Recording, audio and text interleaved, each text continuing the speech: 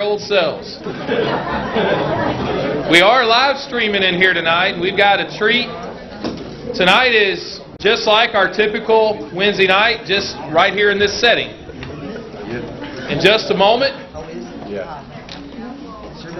Joseph will come, that's right, and lead us. He just asked me what the order was. Joseph will come and lead us in singing. Then at the appropriate time, Justin will come and extend the invitation. And then before we go to our classes, Jason Smith will lead us in prayer. If you have not yet picked up an announcement sheet, please do that before you leave. I want to continue to remember those who've lost loved ones recently, like Julie Kincaid and the Higgins and two families. Just devastating times. Continue to pray for them. Do know that there are several who are going through tests. And even those who have been sick, we want to remember them in our prayers. Continue to remember Skip and Pam in your prayers. Just a very, very tough time in their lives. Please remember that December the 5th is a very busy day. Okay? It's going to be a great day here this coming Lord's Day, but it is a busy day. So just plan on being in service to the Lord. We'll have Bible class that morning, worship to follow, then Sunday afternoon for the Master. And lads, the leaders, speech and puppets are scheduled. Also, there will, during the time of Sunday afternoon for the Master, in lieu of the Senior Citizens Luncheon, we will have a drive-through carry-out meal provided for our senior citizens. Again, we're not telling you what age that is, but if you are of that age, please know you should drive through here and come and get a meal. Now that time is going to be from 3 to 4. All you have to do is pull under the rain cover right here, the rain port, between 3 and 4 o'clock. If you are unable to drive, like if someone's tuned in tonight and you're unable to drive, please let the office know and we'll gladly deliver that to you. Anyone desiring a meal is welcome to call the church office for more details. The Senior Citizens Luncheon has been taking place here for 44 years. I always remember that because of the year of I was born. But the last couple years, COVID has really tried to hurt that.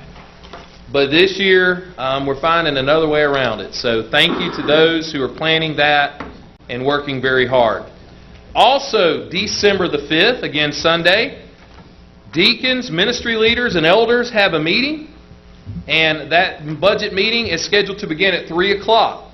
If we can all get here and get things done and pray over a good budget for next year, we can get out and do the other things that are planned on Sunday. For instance, the teen Christmas party is scheduled for December 5th at 5:30. At the home of Justin and Ashley, and also Riley and Grayson, and all your dogs. So that'll be a lot of fun too. Outdoor Bible. You have a Christmas PJ party scheduled for December the 11th. If you ask, if you think I'm sweating, I am. Okay, just want you to know. But I do love this fire. Outdoor Bible Christmas PJ party is scheduled for December the 11th from 10 a.m. to 3 p.m. You can wear your PJs and bring a blanket and a pillow. But please RSVP to Tina Hood by Sunday, December 5th.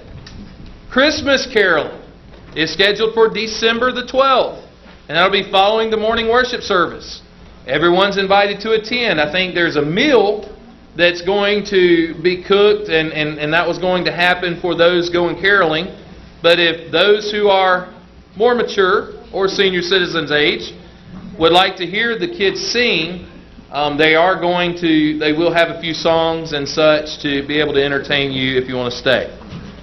Then Gumbo with the Grinch in Whoville is scheduled for December the 19th. Breakfast gumbo will be served, and I believe that begins at 5 p.m. 5 p.m. So, a lot going on, folks. A lot going on. Do not miss all these great opportunities and activities to be able to get together.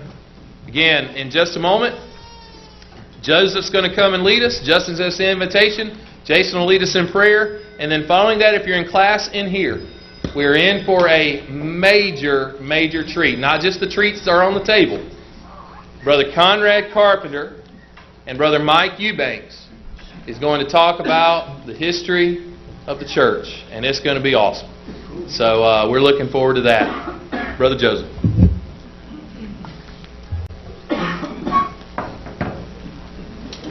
Being that we ain't got no books, I'm going to try to sing something y'all know, so hopefully I do a good job. Silent night, holy night, all is calm, all is bright, round young virgin mother and child, holy infant, so tender and mild, sleep in heavenly peace, sleep in heavenly peace.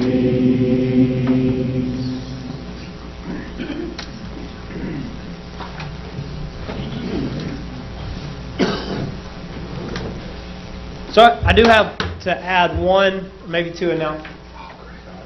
So Outdoor Bible for Christmas is doing Christmas bags for J.E. Turner students.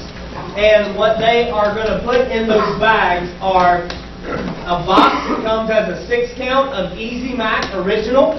And in that, I'm being very specific because we need very specific if that's okay. It comes in the little the bags of macaroni with the cheese that you can put on top of it, okay? So we're looking for if anybody be willing to donate this box of macaroni and cheese. That's a great question. We make 40 bags for students each week. I'll address that a little bit further. So I think we're going to put one in each bag that they're making, so 40 total. These things I think are like little pudding things. I don't know what you mix it, maybe with water. It's pudding. Okay. It's okay. It's not pudding. It's okay. Right. I'm looking at it's not healthy either, because that's what I'm looking at. Nutrition facts. All right, so it's a cake. Thank you. And it comes in little individual packs like this. Duncan Hines, by the way. And then hot chocolate, Swiss Miss hot chocolate. Okay, if y'all would be willing to help out with that, be greatly appreciated. I also want to bring to your attention that we make 40 bags every week. Okay, so in a month where there are 4 weeks, that's bags. Some months have 5 weeks in it. 200 bags that we are doing each week. So that means today I counted out our children's contribution to reimburse what we had spent in November, and we're at $0 for the rest of the year. Here's the deal. I'm not asking for money, okay, because we will get it covered. We will have it covered. I just want to remind you or let you know that each week we make 40 bags, and we spend in a month's time between $700 and $800. That sounds like a lot of money, but when you divide it out by bag that we send home, we're sending home $5 worth of food for a kid on a weekend. So it's really not that much. It's really not that much, right? $5 on a weekend. Now that is a lot of snacks and dinner type, breakfast type meals that we're sending. We're trying to be as healthy as possible, and we're also trying to make it to where it's microwavable stuff, right? They're not having to open can tops and boil water on the stove. Okay, it's something they're able to add a little water from the sink and put in the microwave, or just open a Pop-Tart and eat it. Okay, I'm just letting you know, just if your heart is pricked a little bit, we have $0 leading into December for children's contribution. Again, we have $750 that we paid to Sam's on a credit card the other day. It will get handled. All right, I'm just letting you know how good, what good this is going to as well. Okay, certainly appreciate your help. We're going to do a better job in 2022 of letting you know what we get each week. And that way, if people want to go out, instead of just giving money or whatever, children are also doing it. It's going to continue to help out with that. But if you want to go and say, hey, we're doing a pack of ramen noodles, or we're doing the Easy Mac in the little bowls that you can microwave, we'll get that list out so everybody knows. And that way, if you're at the grocery store buying for your family, you want to buy a little extra and donate, that'd be great as well. Okay? Thank you all very much, certainly for the way that you support our children and the way that you support all of our various ministries. So I saw something today that struck me, and I saw it on Facebook. I kind of read around and maybe found the originator of the quote. I don't know this guy, T.F. Tenney is his name, but he wrote this: Jesus fed 5,000, but only 500 followed him after lunch. He had 12 disciples, but only 3 went further with him in the garden, and only 1 stood with him at the cross. The point to this, the closer you get to the cross, the smaller the crowd becomes. I wonder why that is. I think I know the root of it: selfishness. Right? It's too hard. It's too difficult. I'm worried more about myself. Why do we have problems with each other in the church and outside of the church and with individuals? It's because of selfishness. I get my feelings hurt. Terry preached a great sermon on forgiveness just this past Sunday, but we don't go and ask or offer forgiveness because of selfishness. Because my feelings got hurt and you deserve to be punished. Right? I don't want to go out of my way and serve someone or give to something because I like my money and I like my time. Selfishness. And we know, and Paul talks about in 1 Timothy chapter 6 and verse 10, that the root of all kinds of evil is money. Selfishness. Right? We're told that where our treasure is, there our heart will be also. So if I'm following after Christ, I'm doing a great job. But if I'm not, maybe the root of that is selfishness. I think we can all agree that the root of sin is pride, which is selfishness. Let me read that quote to you again, and we'll close with this. Jesus fed 5,000, but only 500 followed him after lunch. He had 12 disciples, but only 3 went further in the garden, and only 1 stood at the foot of the cross. Why is that? Because the closer to the cross that you get, the smaller the crowd becomes. And I bet you have found that out in your life as well. The closer that you get to Jesus, maybe the less people are hanging around you. Don't lose faith. Don't lose hope in that. Maybe some of us need to quit leaving the presence of Jesus and meeting him back at the cross. Maybe he needs to become, again, number 1 in our lives. We're supposed to seek him first. Right? His righteousness and all the things that we need on earth will be added to us. Tonight, certainly, I know we're in a room full of Christians, but if you've been struggling with that, leaving the presence of Jesus due to selfishness, or you've been struggling with some of your friends or some of your family because of selfishness, and you need to come back to Jesus tonight, certainly it's a little different. We have chairs. We certainly are going to offer an invitation. You have the opportunity to come forward right now. If you're not a member of the church, if you haven't been baptized into Jesus Christ for the forgiveness of your sins, if you haven't been one of those that has been blessed by Jesus but want that opportunity to be in the presence of Jesus, you have it always, but certainly right now. I certainly encourage anybody who needs to be baptized, anybody needs any kind of prayers or any kind of needs from the church, I encourage you to stand together as we sing the song for the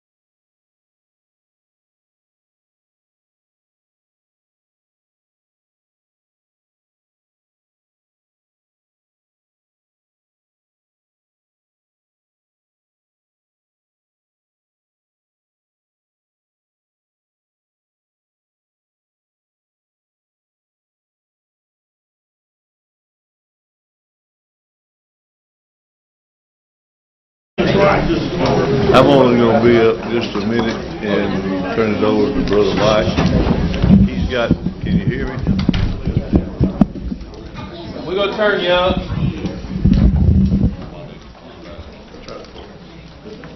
I said, can you hear me in the back? Looks like they can anyway. I'm going to turn this over to Mike in just a minute or two, but I have a couple of things that I wanted to say. It's going to be a beautiful story, and I think he's the man to bring it to you.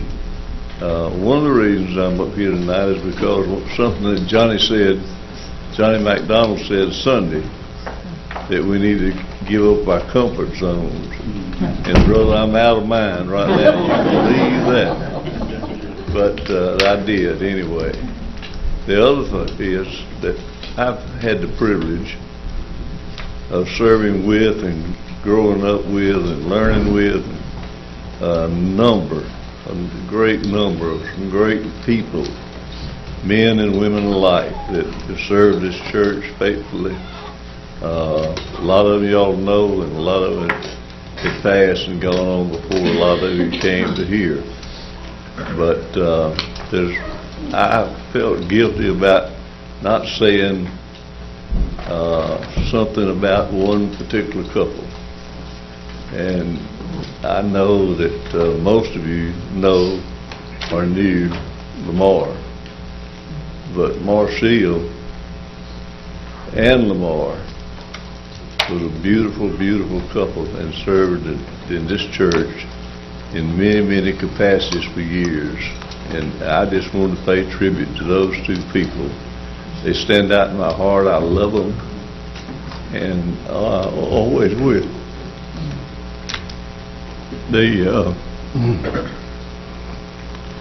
One thing a funny thing about that couple, Glenda and I, went out. We ate with them, dated with them, and different things for years. And those are the kind of things you don't forget. But also that there's so many things that they did that brings this congregation to where it is today. It still exists.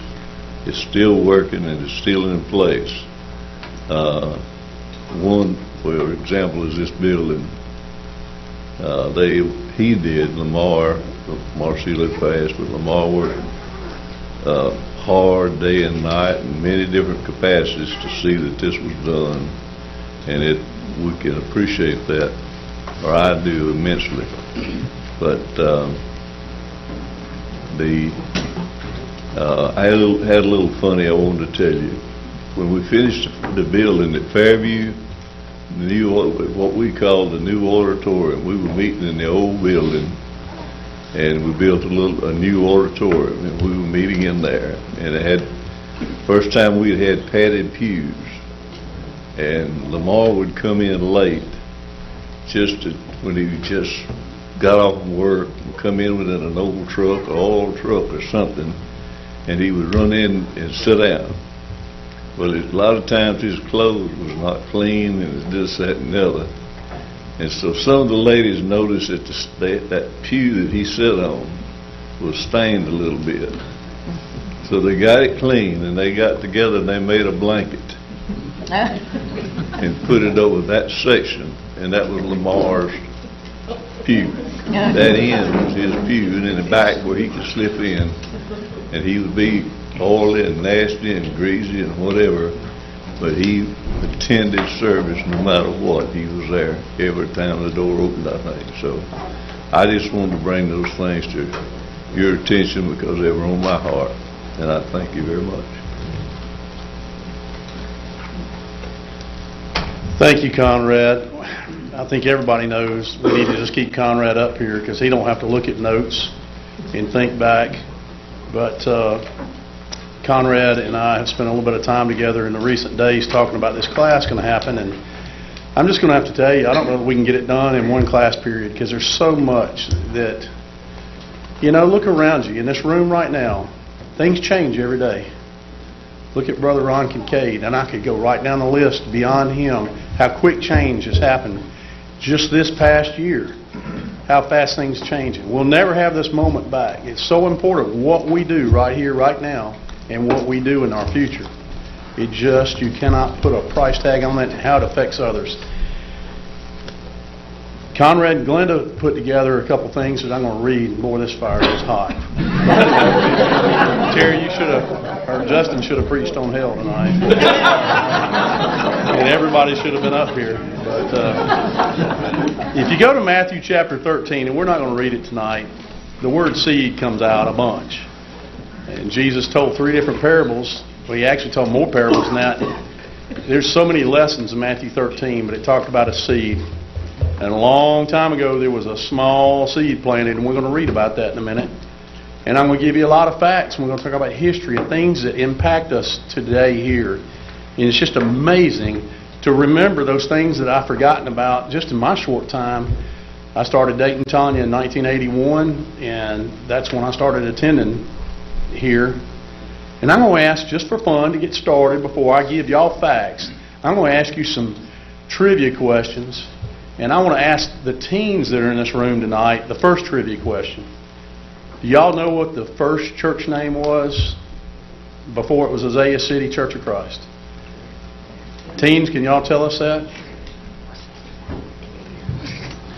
No cheating. No asking parents. See, that's how fast things can be forgotten.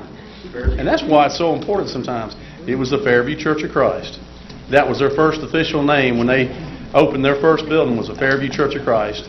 And obviously when we moved here, it wasn't real fitting to be the Fairview Church of Christ. Being out of Fairview, it didn't make sense, and that's when the Azalea City Church of Christ came into play, because we're right here in the middle of all these nurseries and all these azaleas.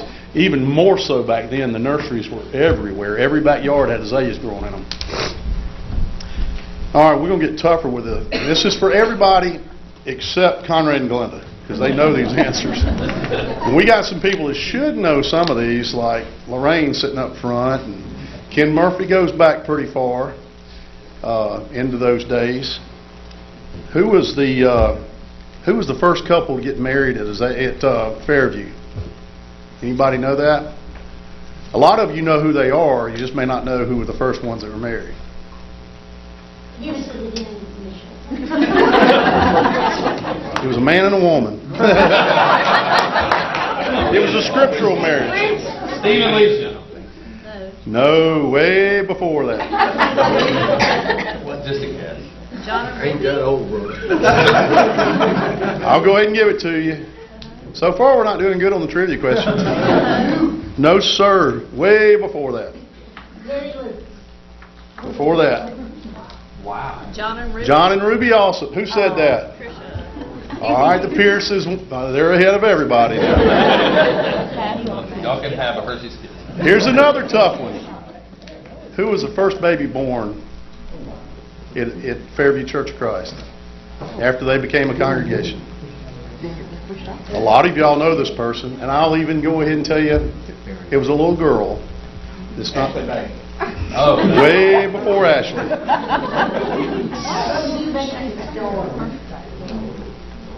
Nope.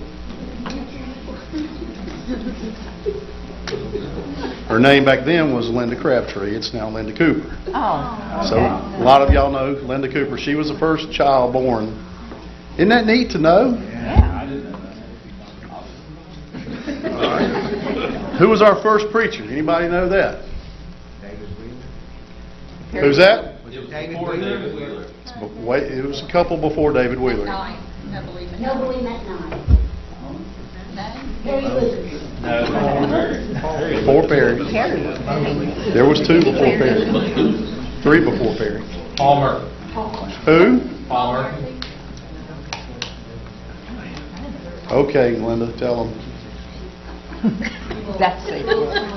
The first full-time preacher. The first preacher, ma'am? That's right. I didn't know that until Glenda educated me on it. But that's neat to know. Who? We had 3 elders to start out with. A lot of y'all know who these people are. Who were the first 3 elders in this church? Clyde Harrison. Whoa. Nope. Nope. Billy Austin. Billy Austin. Billy Alsop was one. Edward Crabtree. Paul Murphy. Nope. Or do you lay on? Y'all know one of them Ed really Thacker. well. Ed Thacker. This church should know one of them really well. Gerald. Way before him. Stan Holland was one. Anybody have? Some people should know the last one. The Pierces should know. Rudy. Who's responsible for your family being in the church? Tippins. Elder. Charles Tippins, just to tell you how connected and what it matters for our ministry. Charles Tippins knew Rudy and studied and studied and studied with Rudy till he was converted. We wouldn't have Bill and Trish in here probably tonight. And our experience with Rudy all through the years. Can you imagine this church without Rudy Pierce? He was here because of Charles Tippins. Does it matter? Yes, it matters so much. And I'm going to slow up on these. Like Rudy said, he ran different out of the house and Those first few I understood were not pleasant. But we know Rudy's hard-headed, but just think what Rudy's done for the Lord's church now. And every day that I talk to him, he talks about this church family. We miss him. How many elders have we had since the beginning? 36. Nope. 1, 2, 3, 4, 5, 6. I was going to count till 27. That seems like a lot, don't it? 36 is a lot too, but 27 of them. This is an easy one. All right, here's a gimme. Who was the longest serving elder of this church? Billy Austin. Billy Austin. By a long way. Good answer. Billy Alsop served 42 years. And he Amazing prayers. Oh, he talked. Yes. Billy Alsop probably would have served longer, but he lost his first wife and felt like he wasn't qualified to serve, and he stepped down at that point. But he still was very effective till the day he passed away. He was effective for this church. And we remember his first wife, and we remember what her name was, don't we? Weta Alsop. What was Weta known at this church for? Cooking! Those blue spoons! When we moved in this building, even in the old building, everybody that knew her pretty good knew her pots, pans, dishes, all had them blue speckled spoons that came from Bluebird Hardware down there where she worked at. You looked for those spoons, didn't you?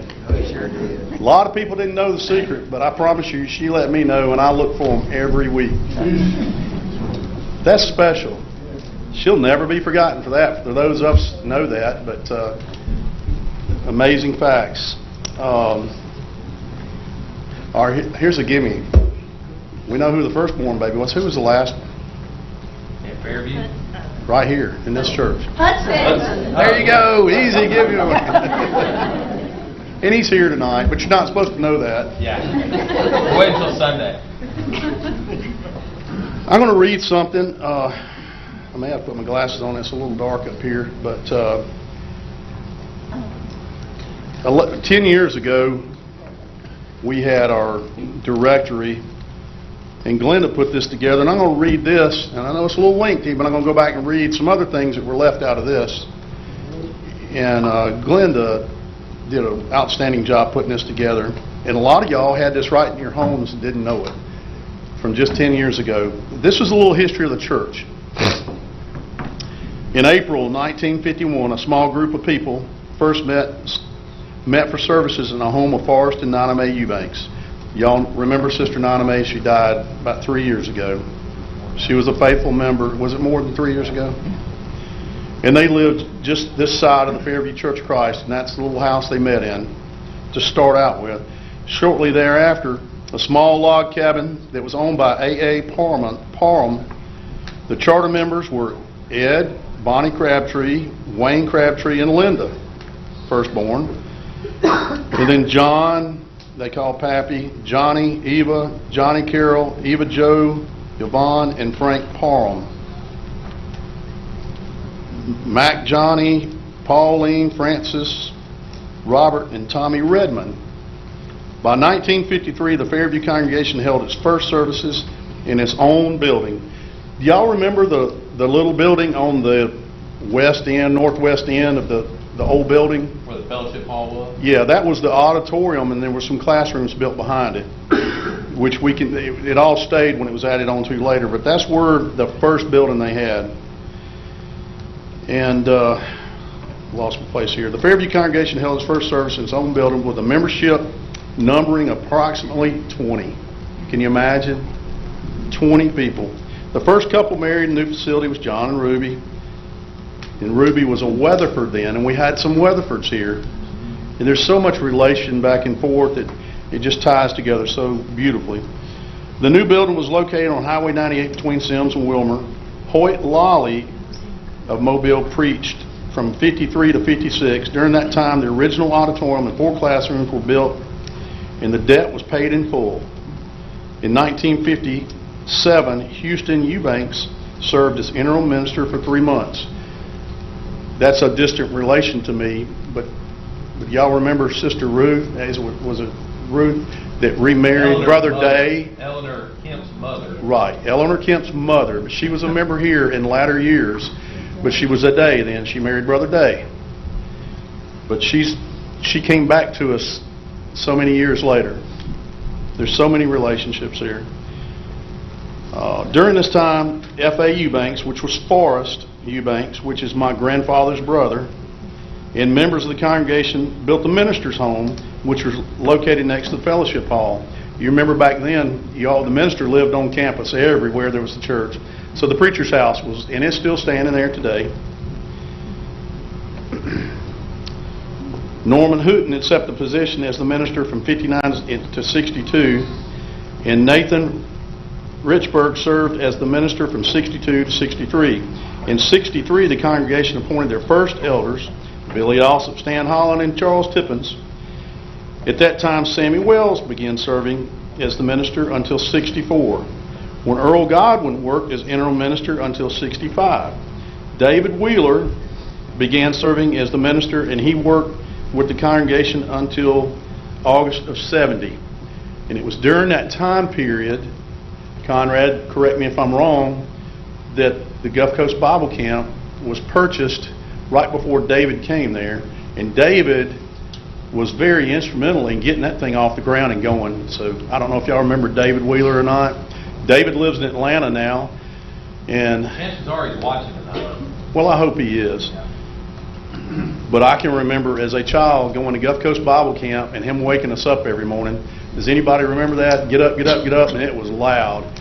And back then, we did calisthenics, and we respected the flag out front. We exercised, got all that done, and straight to Bible study. But Brother David really got that camp going good back in the 60s. So it was good times for Fairview in those days. It was during this term that the new auditorium with a seating capacity of 400 and the fellowship hall were added to the building in March of 1968. I'll stop there and tell a little story that Conrad reminded me of. The deacons got together without the elders. They knew they had outgrown the church, and Conrad said that they met out in Wilmer. Mr. Harrison had a little drive-in restaurant. They called it a drive-in. It means different things now, a drive-in, but it's a little drive-in restaurant, sold hamburgers, and maybe Johnny can remember that. I don't know if he's old enough to remember that or not. He was very, very young when that was around. But that was downtown Wilmer, where the Wilmer Medical is right now. But they met there and decided they wanted to approach the elders about building a new auditorium and come up with a way of doing it. Is that right, Conrad? Everybody did it so much. And that was still beautiful today. If you ever had a chance to go into it, it's just a beautiful facility. Just remember, they started out with 20, and just how fast this grew and grew and grew. Let's see, let me catch it one. All right. So here's Noble E. McKnight. From August of 1970 to June 71, Noble E. McKnight continued until 1975. Who would that next preacher be? Perry Lucas. Perry Lucas. Perry began to serve as full-time minister in 1975. He labored with the congregation until 1988. Who was our next preacher? Jeff Abrams. That one was pretty easy. Jeff Abrams began his service as minister on June 5th, 1988, continues to serve and continued to serve in that capacity. Assisting him was who? Who was his youth minister? Terry Cagle. Terry Cagle, who has served as youth minister since May of 1999. We're jumping a few years ahead there.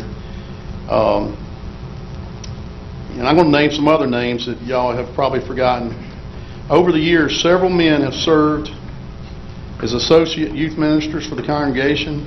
They include Rufus Bennett. I didn't know Rufus Bennett. Do anybody remember him? Philip Hathcock. He married Tanya and I, and he went on to become a very, very good pulpit minister over the years. Paul Mauer. Yes. Y'all remember Paul? He was the band director. he started, well, he was our first band director at Mobile Christian, is that right? Yeah. He started the band with a lot fewer than Fairview had to start their congregation with. But he was our part-time youth minister, ma'am. He was the chorus director, too. He was. Behind him was Dave Miller. Dave and his sons have become very strong in the church over the years. We were very lucky to have Dave in those days. We even have another popular name we know, John Hackett Jr. Y'all remember him? Now this was put together in 2011, so you got to realize that it didn't have Justin and Jordan and those in between and some other ones that we had. So that was at that 10-year period. The property for the current building located at Children's Road was purchased in November of 1985. And let me give you a little history of that because I was around and I knew a little about it. But even before that, Conrad has shared with me, we realized we was outgrowing that building out there. And one of the main things was the community around it was really going down. And we knew to grow, we needed to get out. We needed more. We were out of land. We couldn't get a bigger building. And Conrad started looking for property. Conrad went over here beside Walmart, you know where Keith Rowell's store used to be here, where the therapy place is. He really tried to get that. And Miss Green owned part of that, didn't she? Her husband had just passed, and absolutely not. And he kept on and didn't take no for an answer. And she said, well, I've got this 20 acres over here on Schillinger's. And when Conrad saw it, he just thought, well, what a perfect place for a building. And he met with Mr. Harrison. They looked at it, and it was even pricey back then. What was it, $385,000? $285,000. $285,000 for 20 acres in 1984, 85. That was a lot of money. But compared to today, what this property is worth right here now, I mean, Bubba, you could probably sell this in excess of $3 to $4 million. This property without the buildings on it. It's just how much times have changed and the foresight those men had. So as time went, the deacons kind of pushed the charge with the elders, and the elders accepted the fact that we needed to do that. And we formed these groups. And I remember my first visit, I was nervous to death, and we had coached ourselves up how we're going to go. We were going to raise the money. We're going to have a giving Sunday. But before that giving Sunday, we started out months in advance going door to door, family to family, asking for a commitment on that new building. And I'll never forget, and I cannot remember who was with me, and I think it was Jeff Abrams, but we went to Buddy and Judy Cagle's house. They were out at Wilmer at the time. Terry, you might have still been, I'm sure you were at home then, in the 80s. Yeah. I've been like 10 or 11. And Buddy was real quiet, so I didn't know if our spiel was going very well. We had a few rendition pictures we were showing and how wonderful this would be. And before we left, they made a commitment to us. And I told Conrad yesterday that I was probably a part of 20, 25 visits, and only one didn't respond. But, 24 out of 25 or whatever it was, isn't that amazing? And we had a goal, and we were so close to that goal that giving Sunday. And because of that, the elders said, hey, we're going to buy that land. We bought that land. And then it was time to, hey, let's get started on the new building. We didn't have a design one done, but we knew we were in Fairview, and we felt like it might take 4 or 5 years to sell that building. So we put it up for sale. How long was it on the market, Conrad? 2 weeks that old building stayed on the market. You guess what? They want to close in 30 days. Can you imagine? And we had a strong little congregation at the time. So what do? So our deacons got to thinking, what can we do? What can we do? What can we do?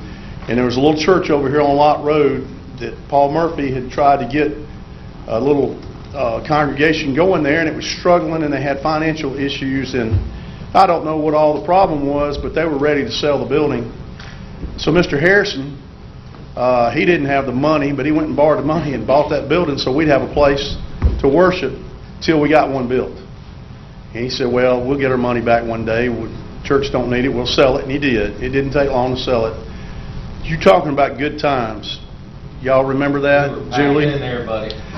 That little building was probably... You got married there for... Yeah, that little building was probably, I would say seating capacity might have been 150. We lined chairs up and down the aisles. We were so, OSHA could have wrote us up 10,000 ways. I think people sat up on up behind Jeff when he was preaching. It was awesome. Ed Crabtree loaned us a trailer that we had a class in. We had that set up. We had classes everywhere you could have a class. We had people in classrooms during worship piping in, and it was good times. It was really good times. We designed the building. We got started. It was exciting times for Azalea City. We came up with our new name. All this was forced on us because of those few little decisions, and God blessed us so richly to be able to come through that. And I'll never forget one Sunday afternoon, and there's so many stories, and forgive me, I don't even know what time we got, but we're not going to make it. I can just tell you that. We'll have to carry on another time. Jeff said if it took more than 1 week, we'd just take more than 1 week. And I hope this is interesting to you. But Brother Ralph Brown, does anybody remember Brother Ralph? That's Tanya's grandfather. He stopped by here. He worked himself to death on this building. He would come by here between church on Sunday if he saw something need to be swept up. And you better not leave any boards around because they were going to be thrown away or burnt. He kept this place clean. But I had come out of the church. I went to the back of the church trying to fit people in, and he had remarried to Sister Hazel when his wife died. She came in the building and got me. So you need to come check Brother Ralph. I said, what happened? He fell. And I'm thinking he tripped and fell. He had climbed up on the balcony when there was no staircase.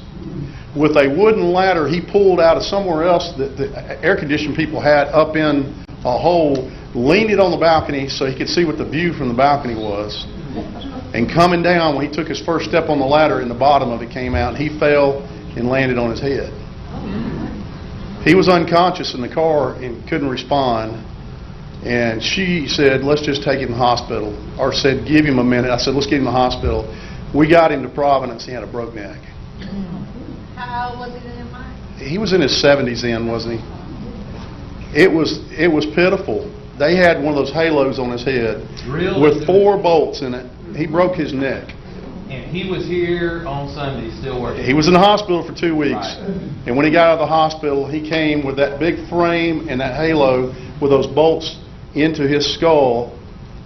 And it was a terrible looking sight. But to see him come to church, it was so bad when he first got it, he'd have to constantly keep the blood white where the bolts were into his brain, into his skull.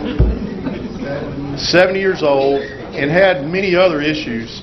The man had had half his stomach taken out when he was younger, and just one problem after another. But and when that neck healed up, he was right back to work. But this was a couple of months before we got in this building. And when we got in this building, we thought we were going to set the world on fire. And we went at it hard, didn't we, Conrad? We went out and met. We knocked on doors.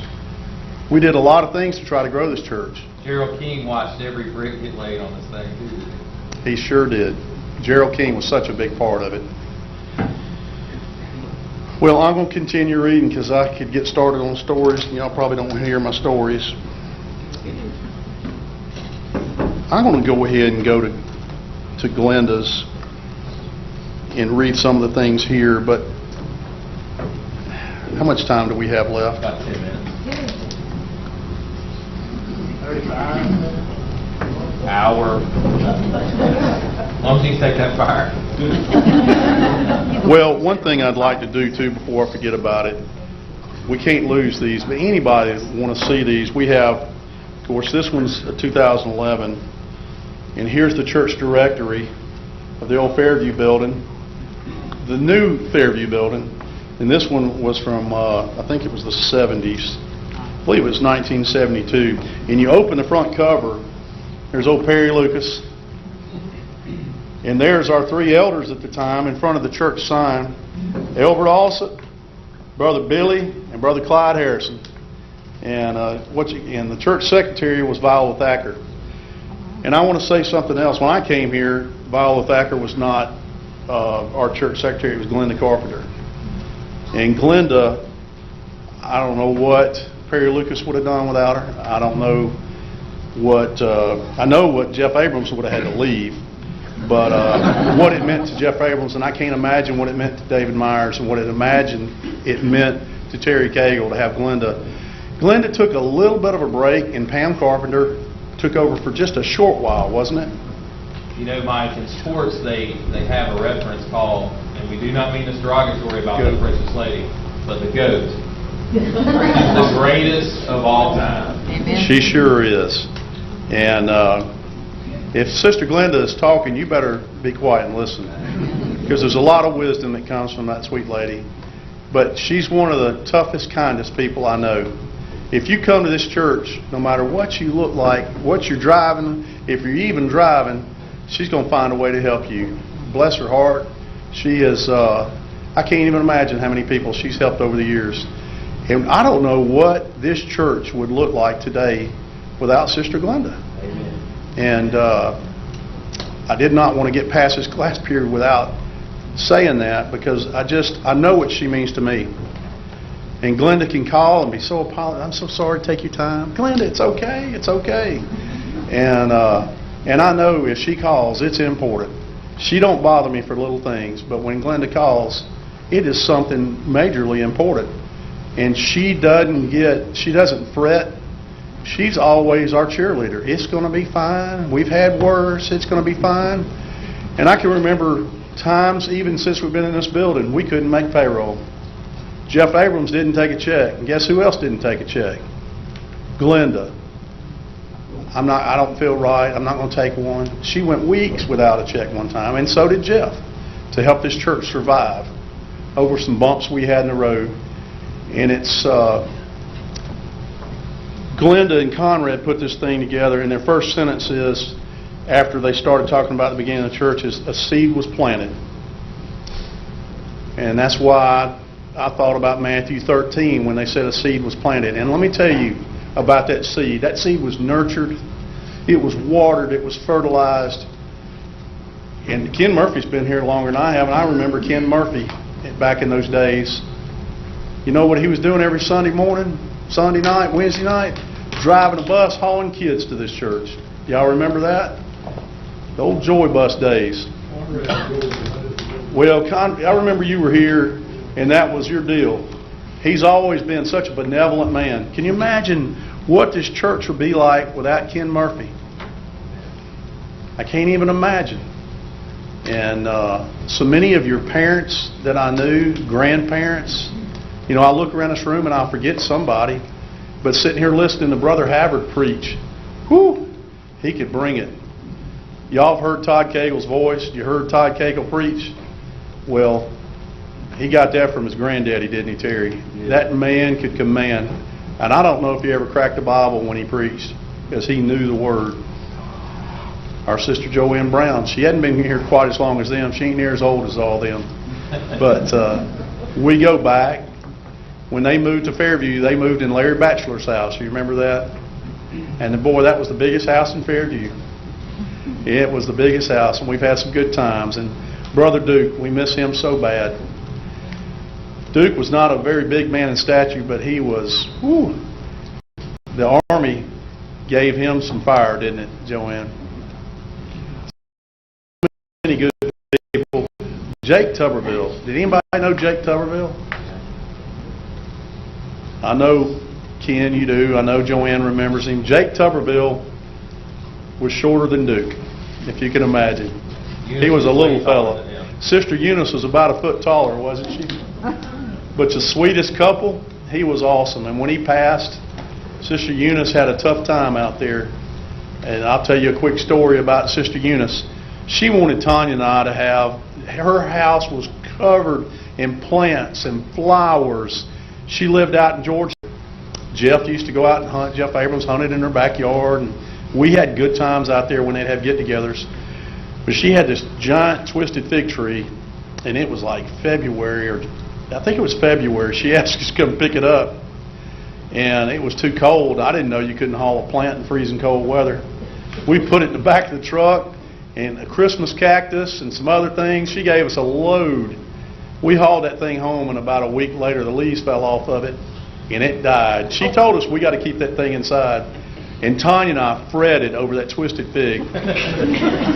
So, as any young couple would do, we decided we got to replace it. We went to Larkay's nursery. We went all over town. We finally found one that closely matched. We got that thing. Guess what? We had the Christmas party at our house that next year. So we had to have that twist. I took it out of the pot. The pot was rotten. I changed it to the other pot. We were going to deceive our sister that we didn't have the heart to tell her her plant died. Now the Christmas cactus and everything else worked out fine, but she didn't even make it to the party that year. Well, and I fessed up to her, and she thought that's the funniest thing she'd ever heard. She didn't bother her. She said it's my fault for getting y'all to pick it up when you did. But I'll tell you this, Sister Eunice died, a couple of years ago? She had moved out to Texas. Well, that Christmas cactus, about a week before Christmas every year, Tanya, don't it? It bloomed. I want to say she died right after Thanksgiving, did she? Well, guess what? We found out she died, and they had to wait about a week to get the family. That Christmas cactus bloomed about 4 weeks earlier that year. The day of her funeral, that thing was blooming bright. And boy, that just touched Tanya and I. Yeah. And since then, it just shows up for Christmas about the 20th of December.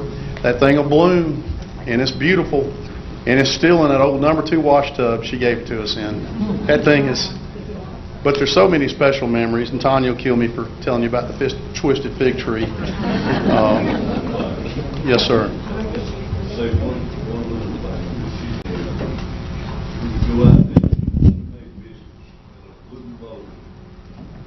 Finest she made biscuits for us. We go out there and work or hunt or whatever, and she had this wooden bowl that she made the biscuits in. And I told her that, I said, you know, there's got to be something magical about that bowl for these biscuits to be so good. And I told her, I said, if you ever get rid of that bowl, I want it.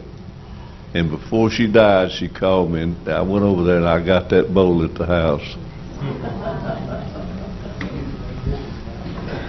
I'm going to tell one more funny, and then I'm going to close this out and get us out of here. But anybody remember the beehive hairdos?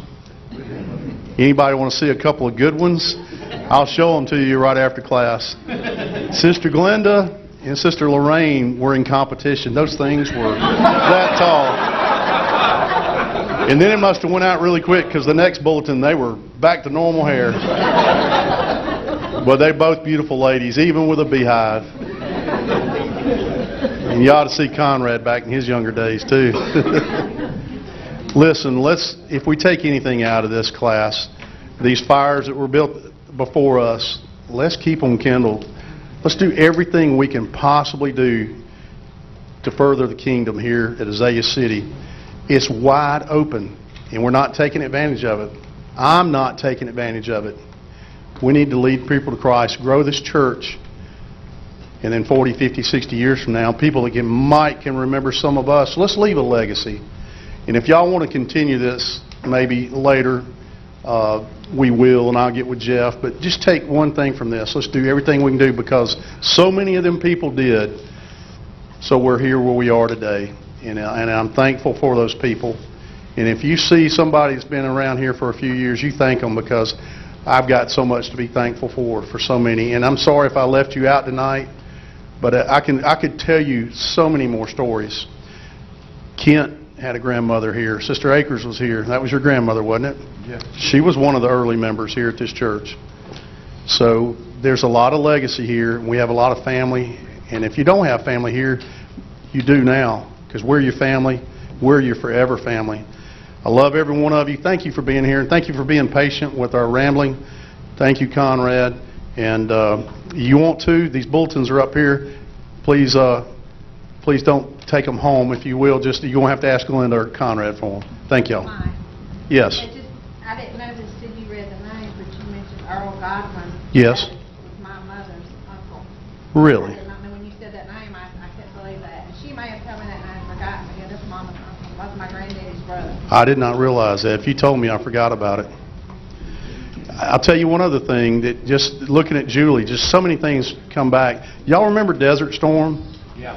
You know, we got a local hero then, but Terry was in the National Guard at the time. I guess it was a part-time thing. He'd only go once a month, but he got called back to active duty for that, and he shipped out and was gone so fast. We didn't even know what was happening. I remember going to Loosedale when they packed up and left, and all that went on over there. And when Terry came back, you know, there's so many stories I could tell you about it, but that was special times. We had our own personal hero in Desert Storm right here at Azalea City. And I was old enough then, I was a young parent, and I just thought, boy, if that was me, could I do that? And how much I admired Terry from being able to walk away from his young wife. They didn't have children then, but to walk away. But when he came home, that seed started there. That family started growing quick. He was happy to be back. Is there any other questions? Anybody want to bring anything up? We're in overtime now. Only first overtime. Thank y'all. You did have